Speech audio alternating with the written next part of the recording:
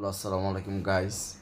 গ্রামের বাড়িতে সকাল বড় উঠে গেছিলাম যাইয়া ও পুকুর হিঁচছিল বাড়িতে পুকুর হিঁচার পরে যে এমন বাগে মাছ এডি পড়ছে আনছি। আনার পরে বউ রাগ হয়ে গেছে, বলতেছে যে তুমি কেন এই মাছগুলো আনছো, ছোটো মাছ আনছো কেন।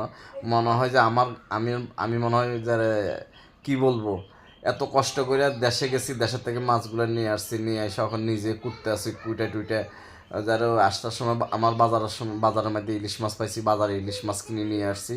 আরগুলো বাগে পাইছি, মা বলছে যে বাবা মাছ নিয়ে যাইস, তো এই মাছ নিয়ে আসছি। কিন্তু আমাদের চার ভাই বাগে এডি পাইছি, এডি নিয়ে আসছি, আপনাদের সাথে শেয়ার করলাম, শেয়ার করছি। এখন নিজে কাটতাছি, নিজে সব কিছু করতেছি, বউ ধরতেছে না। এই ছোটো মাছ দেখে বউ ধরে না। যারা যা খাওয়ার বেলা সবাই আছে, করার বেলা কেউ নাই।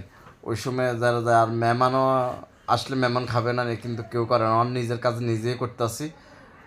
সবাই লাইক, শেয়ার, কমেন্ট করে দিবেন। আমার মতো এরকম ঘরের কাজ কে কে করে? আমার যদি পুরুষ নির্যাতন মামলা হইতো তাহলে আমার বউরে 40 বার ফাঁসি দিতে হইতো।